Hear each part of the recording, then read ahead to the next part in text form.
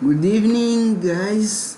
Okay, now I'm going to talk about the forces acting on the aircraft. We all know, all people when they are going, there are forces which are acting from people from the front, from the back, from the side. So, which is different from the aircraft. When the aircraft is flying, there are four forces which are acting on it. Out of those four forces, to opposite, there are two. They are getting in two directions.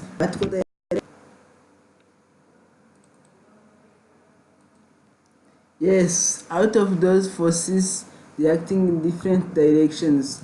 Those directions are vertical direction and horizontal direction. So they are downward forces, which is called weight, upward forces, which is lift, and the forces which is acting against the object. It means if it's aircraft flying, the drag force which comes against the directions of the aircraft will act and will be balanced by the thrust. Thrust will be directing the aircraft. So this is what I have for you. Please don't forget to subscribe below for next video. See you next time.